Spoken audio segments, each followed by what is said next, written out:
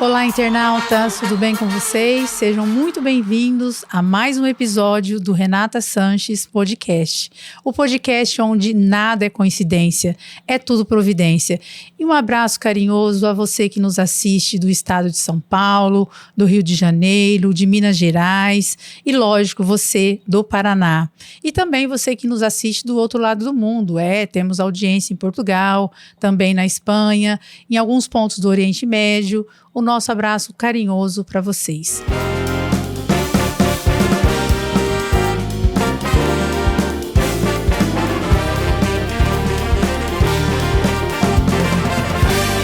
Bom, e hoje nós vamos conversar aqui sobre uma trajetória que mescla tradição e futurismo, herança familiar e coragem de inovar.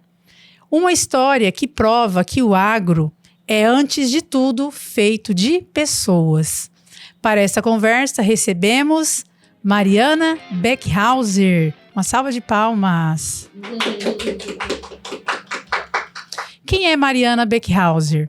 Ela é uma das líderes à frente da Beckhauser, empresa paranaense tradicional que hoje é referência nacional em tecnologias para manejo e contenção de bovinos.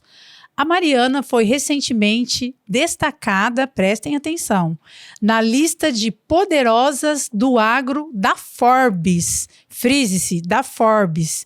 Um reconhecimento mais que merecido. Mariana, seja muito bem-vinda ao nosso podcast, minha querida. Obrigada, Renata. Muito obrigada pelo convite. Muito feliz de estar aqui, de ver esse trabalho, de mostrar um pouco das histórias paranaenses, né? Eu que sou aqui da terrinha também, como você, então... Sim. Muito obrigada pela sua participação, viu, Mariana? Para nós é uma questão de orgulho tê-la aqui. Mariana, toda pessoa que vem de uma família com um legado forte se pergunta se o negócio da família não é só uma herança, mas poderia ser a sua própria missão. Como é que foi isso para você, Mariana? Bom, para mim, primeiro... eu não queria trabalhar com meu pai. Quando eu fui escolher o que eu ia fazer de faculdade, eu não fui para administração, fui fazer relações públicas, nem sabia muito direito o que era, mas a sensação que eu tinha era que se eu fosse trabalhar com meu pai, com meus pais, no caso que minha mãe e meu pai trabalhavam na empresa, eu convivi com isso a vida inteira, mas ia parecer que eu não tinha feito nada na vida. Diferente. Assim, aí eu... Enfim, fui para a faculdade, fui trabalhar em outros negócios, trabalhei, inclusive para Poder Público, Secretaria de Cultura, e aí um pouco depois de eu me formar, eu trabalhei durante a faculdade. Você se formou em Relações... Me formei em Relações Públicas na UEL, em Londrina. Eu tinha morado fora já de Paranavaí, eu nasci em Paranavaí, a empresa também nasceu lá. Eu saí quando eu completei 15 anos, fui estudar em Maringá. Depois eu fiz um intercâmbio, morei um ano na Alemanha e voltei direto para Londrina para a faculdade. E aí 2 anos depois de eu me formar, e eu estava trabalhando lá, eu fui fazer uma pós-graduação e eu escolhi fazer o meu trabalho de conclusão de curso sobre a empresa da família, porque eu fiz uma pós em comunicação popular e comunitária. Eu fiz durante a faculdade sempre muito trabalho para ONG, enfim, instituições beneficentes. E aí, nessa pós, me caiu uma ficha que tinha alguma coisa ali que me incomodou, que parecia que, assim, ONG fazia bem para o mundo e empresa parecia que era ruim, que explorava as pessoas, os recursos. E não era aquilo que eu via na história, né, dos meus pais, da minha família. E aí, eu fui fazer o trabalho de conclusão de curso para estudar isso. Hoje, fala-se muito na sigla ESG, né? Na época, não tinha. Falava-se em responsabilidade social. E aí, SG seria? Ambiental é uma sigla em inglês, que vem do inglês, mas em português é ambiental, social e governança. Né? É uma sigla que virou uma referência de como que os negócios hoje podem olhar para como que a gente se coloca no mundo, gerando né, saúde, tanto para o meio ambiente quanto o social, quer dizer, a interação com a sociedade, com as pessoas, né? E a parte de governança é o olhar para todos os públicos que se relacionam com cada empresa e como que a gente trata isso, desde os colaboradores, os clientes, a própria cidade onde a gente está inserido, ou o público que vai consumir os nossos produtos, que vai usar. E na época eu fui estudar, usava-se o termo de responsabilidade social, então era uma coisa quase que paralela ao negócio. Você tem um negócio, mas você também pode ter ações sociais, pode ter um olhar para, enfim, como que a empresa, além de gerar lucro, ela pode gerar o bem para a sociedade, né? E aí eu fui estudando isso, foi o que me conectou e me fez enxergar que eu era herdeira sim ou sim, né? Herdeiro a gente não tem jeito, a gente pode escolher não ser sucessor, que é essa pergunta. Então, e aí entra uma questão de escolha mesmo, de vocação. Mas naquele momento me caiu essa ficha, o negócio estava crescendo, o meu pai, estava difícil para ele conseguir dar conta de todas as frentes, né? Meu pai sempre cuidou da porteira para fora, como a gente fala no agro, então a parte de comercial, marketing, enfim, mas estava crescendo e estava difícil para ele manter todas as bolinhas equilibradas no ar. E eu vi que na minha área de formação, que era comunicação, né? Relações públicas é um braço de comunicação, eu poderia ajudar a ele e que dentro da empresa, da família, eu poderia trazer, de alguma forma, influenciar mais do que eu trabalhando em negócios de outras pessoas ou de outras famílias, né, em corporações como eu estava fazendo até então, nessa linha de que, por que não? O negócio pode sim, precisa gerar o lucro, porque é o lucro que também paga a conta do investimento social, de cuidar das pessoas, mas por que isso não pode estar na raiz do olhar do negócio, né? Na época, eu não tinha convivência com o olhar de negócios de impacto, que hoje existe, que são negócios que nascem, às vezes, para curadores, né? Sei lá, um negócio de reciclagem, por exemplo, ele já nasce voltado para resolver um problema ambiental. Então, foi isso que me trouxe, foi para dentro da empresa, e eu vi, óbvio, que na minha área de formação, que era comunicação, eu tinha condição de ajudar, e foi assim que eu cheguei. Foi em 2005 eu comecei a trabalhar na Beck Hauser. 20 anos. Pois é, exatamente 20 anos esse ano. Mariana, qual é a sua primeira lembrança genuína da empresa? Aquele cheiro, som ou imagem de infância que ficou marcado para você no seu coração? Eu tenho um flash de memória. Quando eu nasci, a gente morava onde era o escritório da empresa. Então, era a nossa casa e depois virou era o escritório meio junto, depois a gente se mudou e ficou sendo só escritório. Mas então, essa casa da infância, eu tenho pouca memória dela, porque eu saí de lá ainda muito, muito pequena, mas a primeira lembrança eu acho que eu devia ter uns 2 anos de idade. Eu tenho uma memória do lugar, de um portão e de algumas pessoas chegando, eu acho que funcionários, para ver algum jogo de Copa do Mundo. Mas é um flash de memória, assim, a primeira memória que eu tenho. Mas de ouvir as histórias, né, ouvir meus pais contarem as histórias, até quando você me pediu as fotos, eu fui numa foto e meu pai sempre fala isso, eu comemorei meu primeiro ano de idade numa feira agropecuária com ele, então tem as memórias que a gente tem pelas fotos também, né? Sim.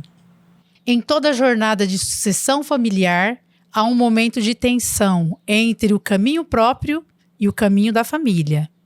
Qual foi a dúvida que você, Mariana, enfrentou antes de assumir de vez o seu papel na empresa? Bom, a primeira, acho que foi essa que eu te contei, do vir trabalhar e eu poder, né, enfim, ter encontrado o meu espaço dentro do negócio que tem essa sombra, né? Quando você é sucessor de um negócio que tá dando certo, que é bem sucedido, para quem chega depois, tem sempre uma dificuldade de ocupar o seu espaço. Então, essa foi a primeira. E depois, trabalhando, né, aos poucos, eu fui construindo esse caminho. Mas acho que o segundo momento de decisão muito parecido eram, na época, 4 sócios, né? Meu pai, meu tio, Antônio, minha mãe e o Celso, que era funcionário da época que começou o negócio com os meus avós. E aí, quando meu pai assumiu, né, na geração do meu pai, ele se tornou sócio por meritocracia mesmo, por ter ajudado a construir a história. E tinha já outros filhos participando, né, do negócio também. E eu sempre gostei muito de planejamento, né, de juntar os pontos, mas eu nunca fui muito do holofote, eu era mais do bastidor, assim. E o meu irmão que estava à frente da área comercial... Quantos irmãos vocês são, Mariana? Nós somos hoje 4, mas 3, que o meu pai tem uma pequena do segundo casamento, né? Mas nós somos em 3, o Thiago, a Natália e eu sou a mais velha. E o meu irmão estava tocando a área comercial da empresa e para mim era muito natural que ele fosse a sucessão do meu pai, porque é um ambiente mais masculino, agro, ele tem essa facilidade de oratória, de, enfim, vender, né, de convencer as pessoas daquilo que ele acredita, ele sempre foi muito bom nisso, e eu sempre estava no trabalho mais no bastidor, e o meu irmão decidiu que ele queria sair da empresa, que ele queria experimentar outras coisas, porque ele se formou e já entrou na empresa muito cedo, e ele falou que preciso experimentar outras coisas, preciso viver um pouco outras coisas também, porque senão a gente almoça trabalhando, janta trabalhando, né? Quem é empresa de família às vezes é assim. E aí nesse momento, a gente estava fazendo um trabalho de preparação sucessória, já com apoio de consultoria. E o conselho de sócios que a gente tinha recém-criado para começar a organizar, né, na coisa da governança, como que a gente organiza os sócios, como que coloca todo mundo na mesma visão, enfim, faz os acordos. E aí o conselho de sócios me indicou para ser preparada para a sucessão do meu pai. E aí esse foi um segundo momento que eu tive que entender, assim, qual que era o meu papel ali, se eu queria aquilo, né, mesmo. E isso foi que ano, mais ou menos? Isso foi em 2015. Começo de 2015 foi entre 15 e 16. 2015, eu assumi aí, eu saí da área de marketing, né, comunicação, trouxe uma pessoa para essa área, e aí eu virei vice-presidente executiva, que era uma espécie de trainee de presidente. Mas, assim, para chegar nisso, aí eu fui fazer coaching, né? Isso para mim sempre foi muito presente, assim, o buscar ajuda. A gente não tem que ser bom em tudo sozinho, então eu sempre busquei muita ajuda. Mas foi um segundo momento de falar, será que eu dou conta mesmo disso? Por que sou eu? Enfim. Estar em uma empresa consagrada, uma empresa familiar consagrada, muitas vezes significa ter que provar seu valor 2 vezes. Primeiro como profissional e depois como herdeira, certo? Como foi esse processo de conquistar a confiança e o respeito de quem já estava há décadas no negócio? Eu sempre digo que eu tenho muita sorte, porque eu nasci numa família empresária que tem uma visão, um olhar, uma forma de enxergar o cuidado com as pessoas muito bacana, que vem muito da minha mãe, né? Na empresa familiar, a gente sempre diz que os pioneiros, eles emprestam um pouco deles para o negócio, né? Vai ficando com a cara das pessoas que criaram. E o meu pai é um cara muito visionário, muito da inovação, muito de criar. Então, eu sempre tive as portas muito abertas, assim. Eu não enfrentei muita barreira. Faz parte?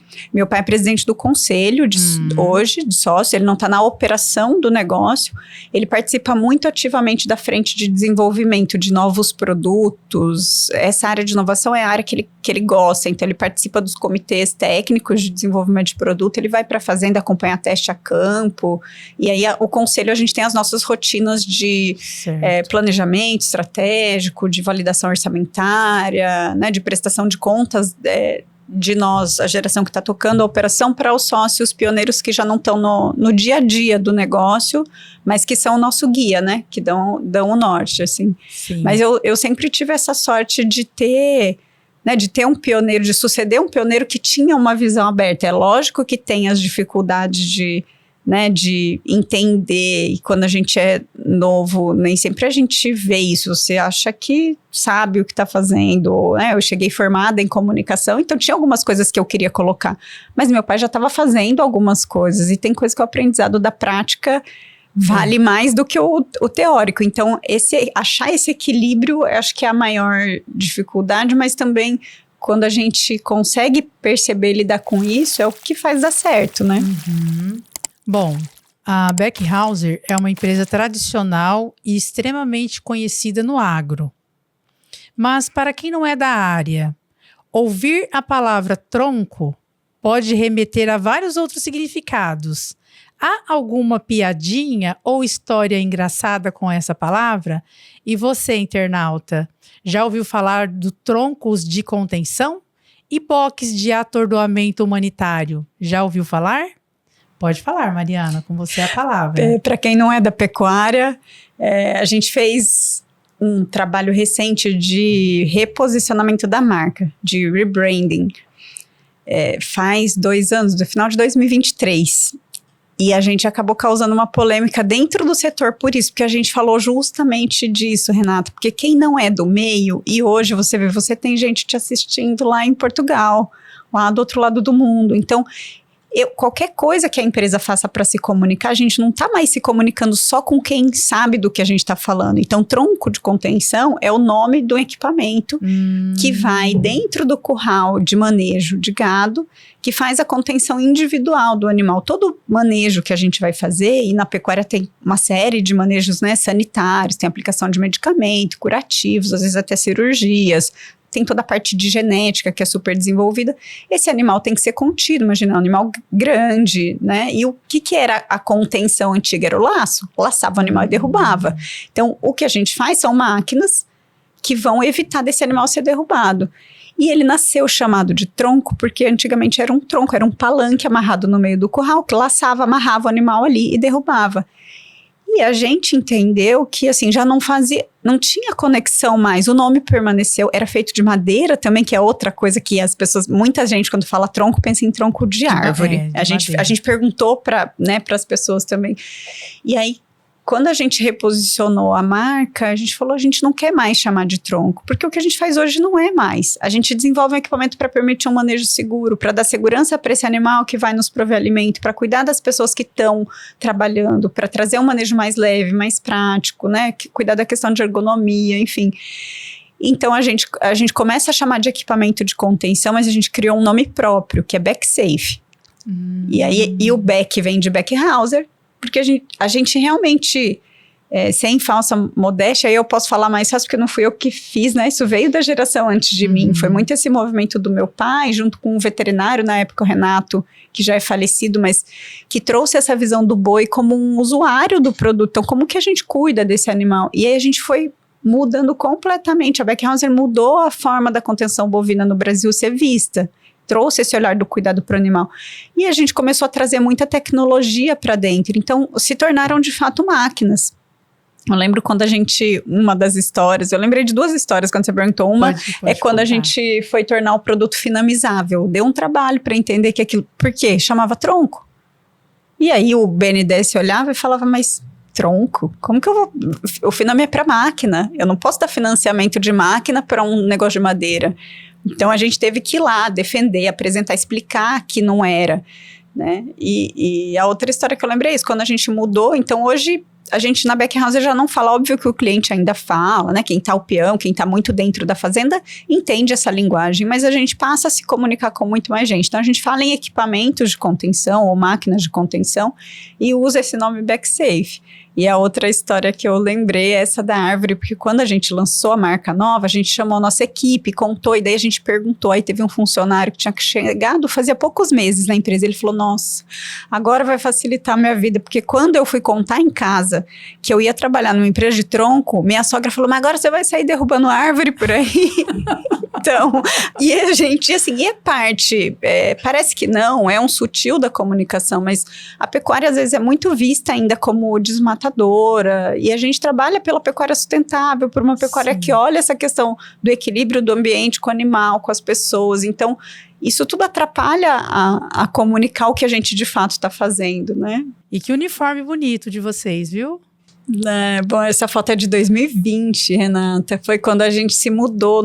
Em 2020, a gente mudou a fábrica. Foi a minha primeira grande missão quando eu assumi a gestão mesmo do negócio, que eu assumi em 2018, com a missão de colocar uma fábrica nova de pé. A gente nasceu em Paranavaí, em 1970, né? Nasceu com os meus avós, e aí a gente estava no meio da cidade, na principal avenida, na Heitor Furtado, que é a avenida de entrada entrada da cidade e no bairro mais populoso, numa zona que é comércio e residência, não tem indústria ali.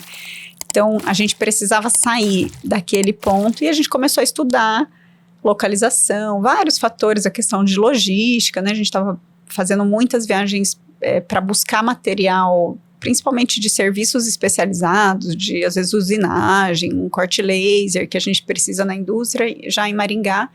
E a gente acabou tomando a decisão de mudar a planta. Então, essa foto aí foi logo que a gente se mudou para a fábrica nova, que para os sócios, né? Aí na foto estão 3 pioneiros. O meu tio Antônio já não era mais sócio nessa época. A gente, em 2017, teve uma separação da sociedade.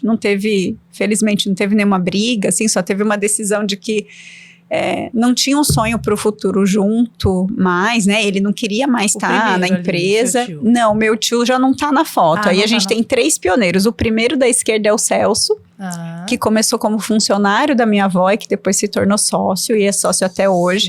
Sim. Do lado do Celso está o Robson, que é um dos filhos dele e que é o meu par na gestão do negócio. O Robson cuida de toda a parte administrativo-financeira, como uma sucessão da minha mãe, que está na outra ponta da foto, a Claudete. Minha mãe sempre fez a gestão financeira do negócio. É sua mãe, né?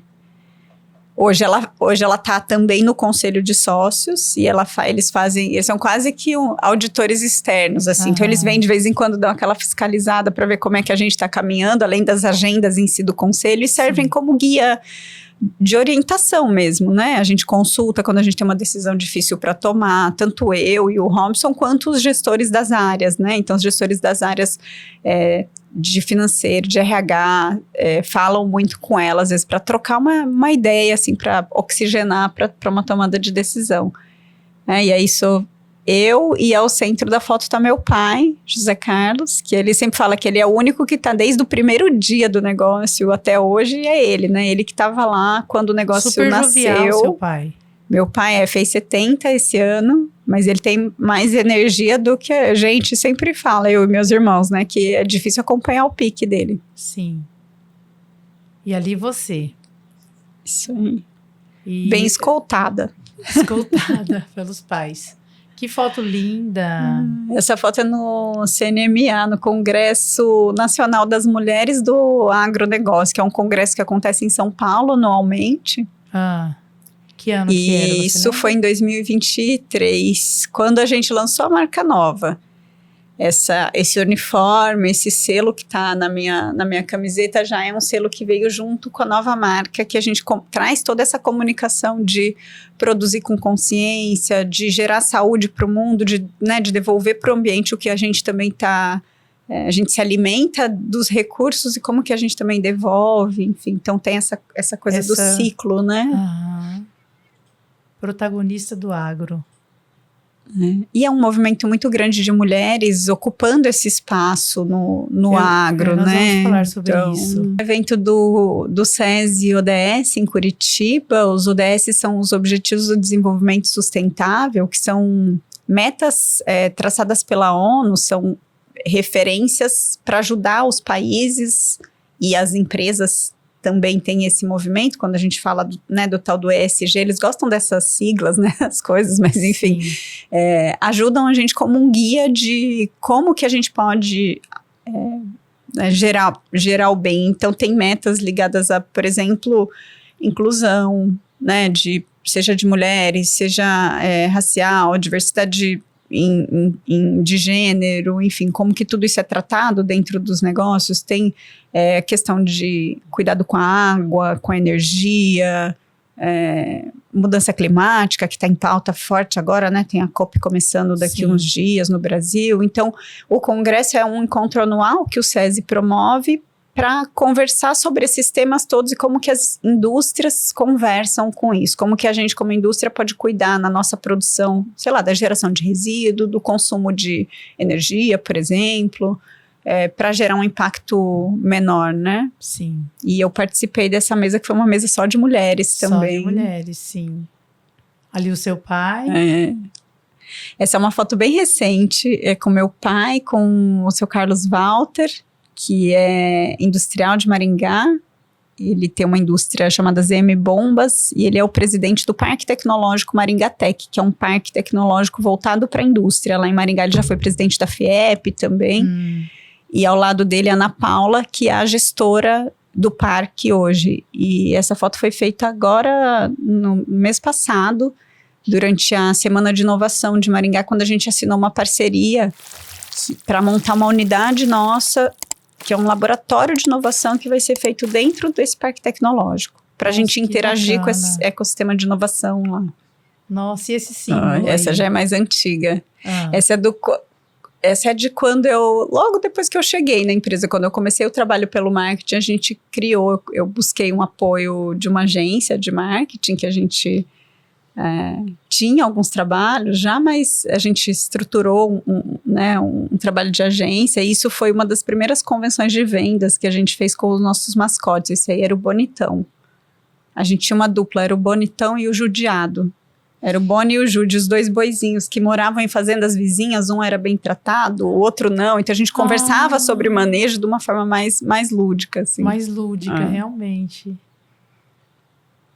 E ali? E aí já é uma... Quantos estão ali, aproximadamente? Quanto tempo aí já é uma foto também mais recente, ela é de 2021, salvo engano, 1 ou 2. Logo que a gente pôde tirar as máscaras da pandemia, você vê que o pessoal ainda tá com máscara na mão ali na foto, a gente ainda tava meio no meio do caminho.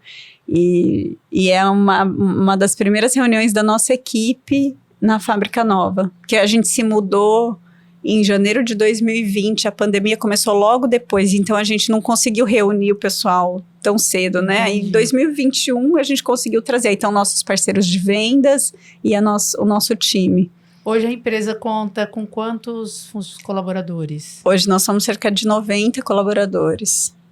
A maioria está em Maringá, na fábrica e administrativo, que funciona ali, mas a gente tem uma loja em Campo Grande também.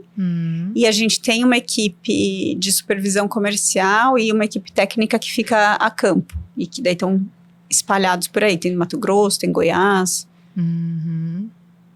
Onde o agro ainda é mais forte. Isso, sem dúvida. E ali? Aí é o nosso evento Elas na Pecuária, que é um evento de mulheres da pecuária, que a gente faz para contar histórias, um pouco como a sua ideia do podcast, né? A gente convida mulheres, clientes e parceiras do Mato Grosso do Sul, isso é lá na nossa loja de Campo Grande. A gente fez 3 edições, essa é a 3ª edição. Nossa, aí na foto do meu lado, na ponta, tá a Guta Alonso, que é uma cliente nossa, ela tem negócio no estado de São Paulo, em Mato Grosso do Sul. Tem um trabalho com cavalos lindo e com genética bovina também. E esse uniforme que você está? Esse é um uniforme novo, já está com a logomarca nova.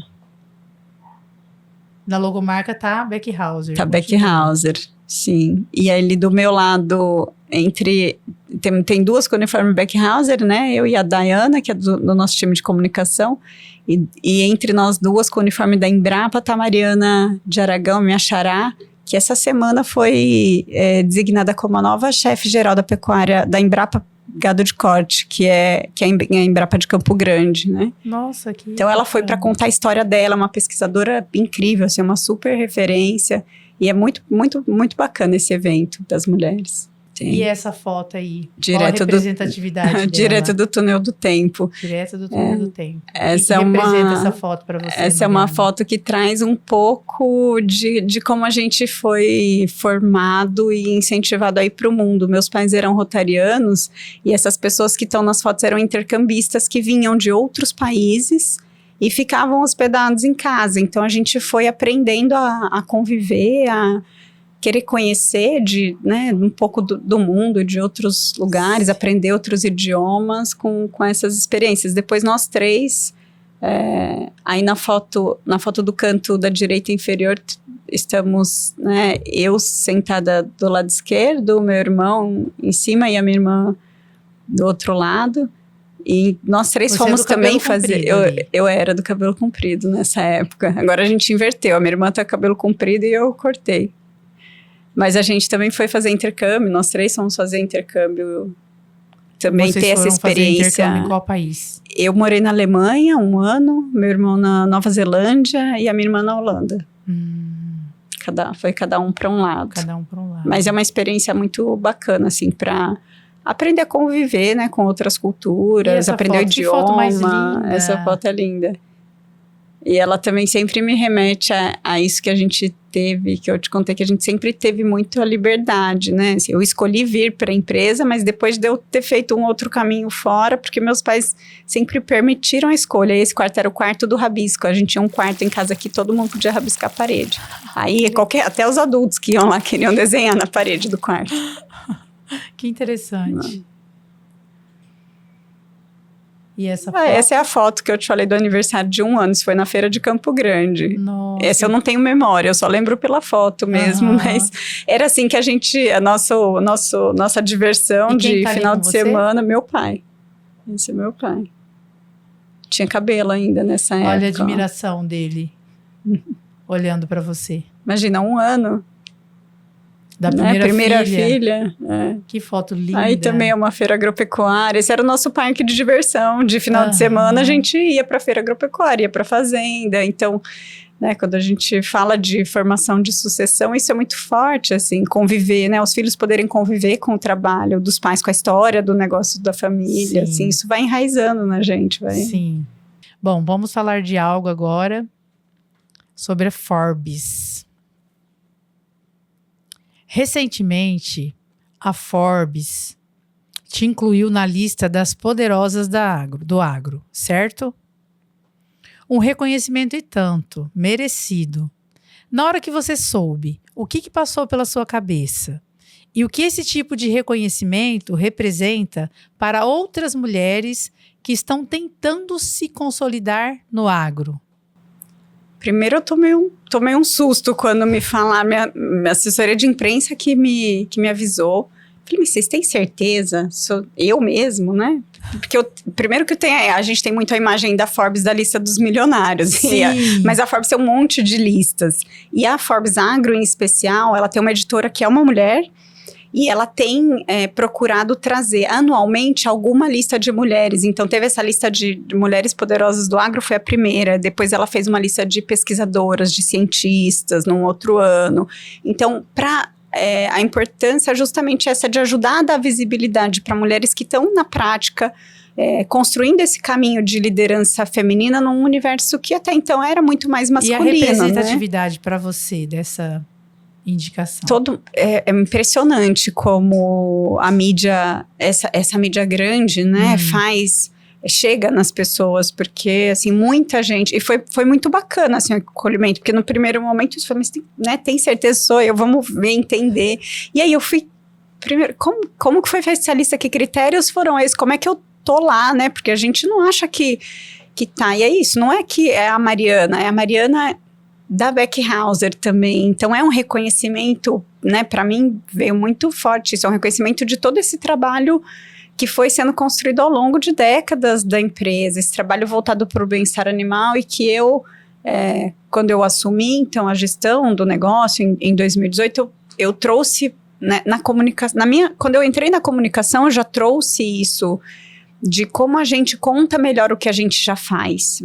Isso já estava lá no DNA, tanto a inovação, quanto esse cuidado com os animais e com as pessoas, mas aí sim foi tanto do meu trabalho mesmo, de gerar forma de levar isso mais para o mundo, de mostrar, de contar essa história.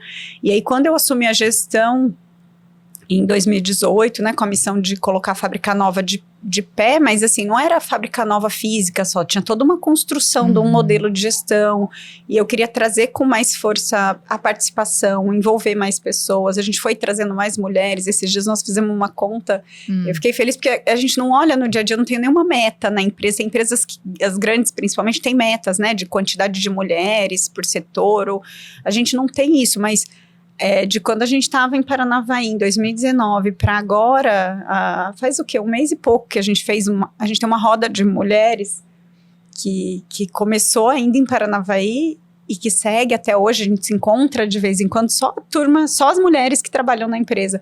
E a gente multiplicou por 3 a quantidade de mulheres na companhia. E foi assim, foi um movimento que foi acontecendo. Naturalmente, mas é lógico que tem essa abertura, né? O fato de ter uma mulher na gestão abre mais portas. Então, hoje eu tenho, no meu comitê gestor, eu tenho mais 2 mulheres junto comigo no conselho, somos minha mãe e eu, de mulheres, é um conselho de sócios, né? Que a gente tem só, não temos um conselho de administração, mas no comitê de gestão também tem mais 2 mulheres, a gente tem mais mulheres na coordenação, a gente tem mulheres na fábrica, no chão de fábrica, hoje que era uma dificuldade, porque tem uma questão do esforço físico, né, na fábrica, de uma limitação de força física, e que a gente, às vezes, tanto abrindo a oportunidade, quanto trazendo tecnologias, trazendo apoios, trazendo máquina, dispositivo de movimentação, a gente consegue permitir que as mulheres também venham para esse lugar. Então, enfim, misturei um tanto de coisas, mas esse trabalho, esse reconhecimento da Forbes é muito, as pessoas veem muito, é muito forte, traz uma responsabilidade maior ainda, né, de tudo que a gente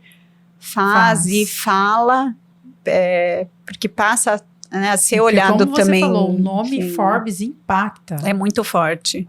É muito forte. E aí, essa participação na lista acabou me abrindo outras portas de contato, assim, para conhecer mulheres incríveis. A gente tem um grupo hoje que é coordenado pela Vera Ondey, que é essa jornalista que é a editora da Forbes Agro, foi fundado pela Ellen Jacinto, que é uma cliente nossa, inclusive hoje é a Nina Plugger que dirige o grupo, então a presidência do grupo gira, mas é um grupo que está ligado com a Forbes, mas de mulheres líderes do agro de diferentes estados, de diferentes áreas. Então eu conheci gente do sucroalcooleiro, do algodão, da tilápia. E aí a gente vai conhecendo essas histórias e vendo os trabalhos que são feitos nas regiões e como a gente tem essa responsabilidade também de dar voz para outras mulheres, né? Uma vez que você se coloca como enfim, você está no holofote e está sendo um exemplo, de também estar inspirando outras mulheres a dizerem, eu também posso, eu tenho esse espaço, né? Eu posso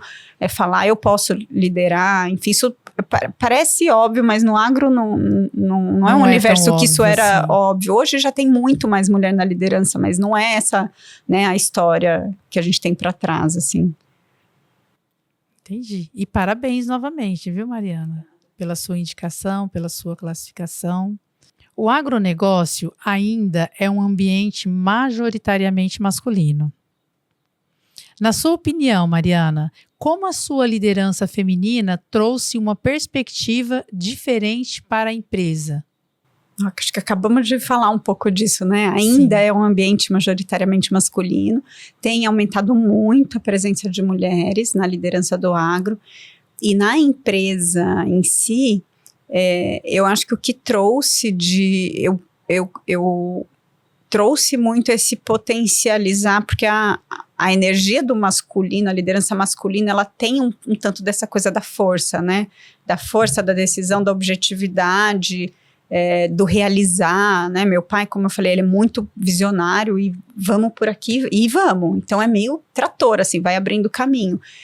E o meu estilo de gestão tem muito mais a ver com essa energia do feminino, que, assim, óbvio, tem o olhar para a inovação, né, para visão, mas é mais do construir junto, do compartilhar, de trazer as pessoas junto, de cuidar que, se não tem, né, ninguém ficando para trás na história, se a gente está sendo coerente com os nossos valores, se a gente está realmente cuidando do bem-estar animal, se a gente está cuidando das pessoas. Então,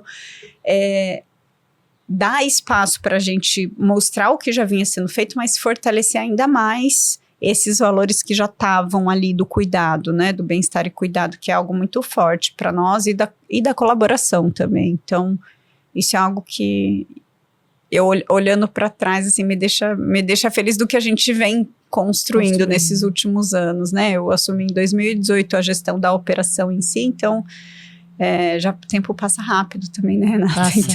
Então já tem uma trajetória, já tem uma construção, já tem coisas que a gente vê que a gente conseguiu evoluir como equipe, como desenvolvimento, né, de outras pessoas caminhando junto, porque eu acredito muito nisso, assim. É muito, ao mesmo tempo, né, para o pioneiro que toma as decisões, é muito pesado essa jornada da liderança mais sozinho também. Então, a gente compartilhar traz um esforço, né? Nem tudo vai ser feito como você faria, quando você compartilha mais as decisões, mas ao mesmo tempo traz uma divisão de cargas, né? Traz uma sensação de que a gente tá com mais gente remando junto, assim. É uma sensação realmente... Facilita um pouco o caminho. E no agro, isso é muito forte também, né? Na sua pergunta tinha essa coisa do universo do agro. Tem muitos grupos de mulheres. Aqui na região a gente tem ligados ao sindicato, ligados à sociedade rural. A gente tem a Sociedade Rural de Maringá, tem a Rural Mulher, que é um grupo de mulheres, tem anos já trabalhando. Então, tem reuniões periódicas, fazem às vezes visitas conjuntas, visitas rural técnicas. É presidido por uma mulher, não é? Era, agora teve uma eleição recente, trocou, mas teve anos sob a presença da Marira Clésia. Isso. Agora é o seu Henrique que assumiu, não, trocou faz, acho que um mês após, vai ser na semana que vem, da nova gestão da Rural. A Clésia ficou algumas gestões à frente. A Rural Mulher, salvo engano, começou na gestão dela, ela foi se eu não me engano, ela foi a primeira mulher presidente de uma sociedade rural no Brasil. Fazia anos que ela estava já à frente. Mas tem outros grupos também, tem o Grupo Agroligadas, que é um grupo que está no Brasil inteiro, e tem núcleos regionais, tem alguns núcleos aqui no Paraná. Eu não vou saber todos de cabeça, assim, depois se tiver pessoas que se interessam mais, eu posso procurar para a gente passar os contatos também, mas é algo que eu sempre indico para uma mulher que está chegando. Tem muitas mulheres que chegam no agro, na pecuária ou na agricultura, às vezes por uma sucessão abrupta, né, porque perdeu o pai ou porque perdeu o marido e nem sempre foi preparada para isso. Então, esses grupos de mulheres é um ambiente muito bacana porque acolhe. Você pode trocar figurinha com alguém que já está fazendo, que tem um conhecimento técnico, né, que sabe um pouco já o caminho das pedras, assim, isso é bem legal. Uhum. Você poderia, Mariana, compartilhar conosco um projeto ou uma decisão que não saiu como planejado, mas que foi fundamental para o seu crescimento como líder hoje? Tem um monte, né? A gente sempre tem, sempre erra, né? Erra e acerta, acertar. Mas os erros ensinam muito, né? Como a gente tem o DNA da inovação, tem muita coisa que a gente fez em produto que a gente teve que voltar atrás. Mas falando muito da minha gestão, assim, eu acho que uma das decisões, dos caminhos que eu escolhi que não deu certo e foi muito doído para mim lidar, porque nesse caminho que eu te falei, eu queria construir uma gestão mais compartilhada. Então, eu comecei a formar um time de gestores para virem junto comigo, e aí eu fui aumentando o poder mesmo, a autonomia das pessoas, mas eu acho que eu fiz isso rápido demais. E aí, a primeira linha de gestores que eu estava formando não deu certo, e aí eu perdi, eu tive que desligar, o outro pediu desligamento, assim, eram dois gestores importantes que estavam nesse projeto de construção junto, e é doído, porque é sobre, né, liderar, é sobre o que a gente está enxergando, mas tem o tempo de maturidade das coisas também, então o negócio ainda não estava pronto para dar esse passo, e nem aquelas pessoas também estavam, talvez no momento de vida que era para dar esse passo, então me ensinou muito, e aí a gente fica, quando você poxa, eu tinha essa referência aqui, então fica meio manco, você tem que reorganizar, reconstruir, buscar outras lideranças, começar a formar de novo. Então, traz uma dor, mas sempre traz um aprendizado também. Sim. Bom, a empresa saiu de Paranavaí com uma história e uma equipe. Muitos funcionários devem ter uma relação de décadas com a família Beckhauser. Como você e os líderes trabalham essa relação tão próxima e familiar com os colaboradores? Tem funcionário que tem mais de 30 anos de história de Beckhauser, né? Então, e foi algo que a gente parece que é perto, para quem conhece aqui a região, né? Eu não sei se todo mundo que está ouvindo conhece, mas Paranavaí e Maringá é uma distância de 70 quilômetros, não leva nem uma hora hoje para fazer.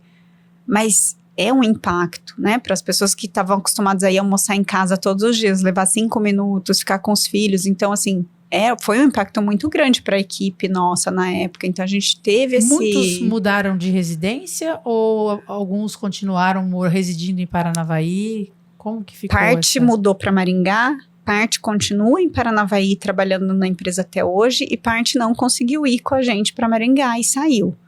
Então a gente primeiro, quando a gente tomou a decisão da mudança, e tomou a decisão da onde seria, porque nós elencamos uma série de critérios para escolher a localização. A gente fez um trabalho com uma consultoria financeira para validar o plano de viabilidade econômico-financeira da planta nova, mas a gente também fez um trabalho de localização. A gente usou um super computador da Federação das Indústrias, um BI, que cruza dados de um monte de coisa para a gente ir vendo onde que tem concentração de indústria metalmecânica, onde que eu encontro tal tipo de serviço que eu preciso, tal matéria-prima, cursos de formação técnica nessa e nessa linha. E o impacto da mudança para a equipe era um dos nossos critérios também. Então, a gente estudou cenários como o Paraguai, a gente estudou Goiânia, né? E a decisão de Maringá, assim, Maringá ficou muito bem ranqueada, pela condição mesmo de infraestrutura para indústria e logística, né, aeroporto, uma série de coisas que a gente também precisa, centros de formação tecnológica, centros de inovação, também tem um Senai, tem 2 institutos Senai em Maringá, um Instituto Senai em tecnologia metalmecânica e um Instituto Senai de inovação em materiais, então conecta muito com o que a gente quer, com o que a gente precisa para evoluir o negócio para frente. Mas, enfim, foi uma decisão bem embasada, e aí essa questão do impacto da mudança para a equipe era um dos critérios e foi um dos principais cuidados que a gente teve, assim, a gente desenhou um planejamento de transição. Foi muito bem configurado esse planejamento. A gente procurou fazer com o maior cuidado possível, porque a gente estava mexendo com a vida das pessoas, né? E com a vida de pessoas que às vezes estavam ali há décadas e que não conseguiriam, porque tem filho pequeno, e tem a mãe que ajuda, ou os avós que estão perto, ou, enfim, tem um pai ou mãe que já são mais idosos, ou que estão doentes. Então, cada um tinha uma história.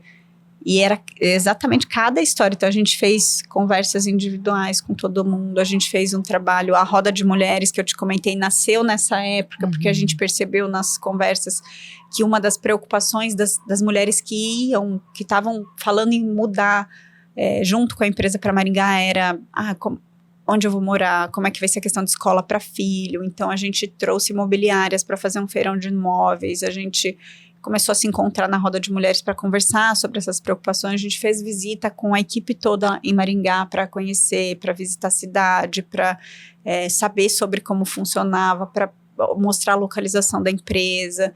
A gente procurou trabalhar no nosso plano, a gente tem um plano de incentivo ao estudo. A gente fomentou, inclusive, quem decidiu que não ia conosco, porque as pessoas foram avisadas em 2018, assim que a gente tomou a decisão. A gente só mudou em 2020, foram 2 anos de preparação. Então, teve gente que, sei lá, você quer fazer um curso de corte e costura, porque você quer se dedicar a outra atividade, se preparar para uma outra atividade, não vai mais estar com a empresa. A gente colocou esses cursos que não tinham nada a ver com o negócio, mas dentro do programa de formação. Que vocês tiveram. A gente procurou fazer com muito cuidado, tanto que, assim, acho que funcionou. Tanto é que, hoje, posso contar um exemplo do bastidor aqui? Claro. Não.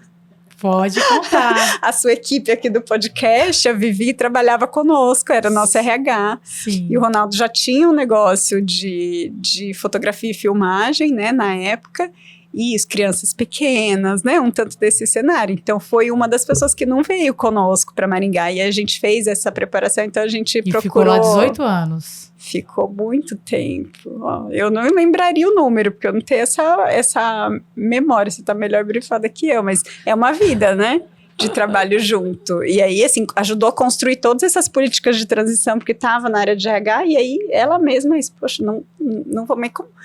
Quais são as vontades? Para que área que vai? Na época, acho que ela estava começando a dar aula, né, Vivi?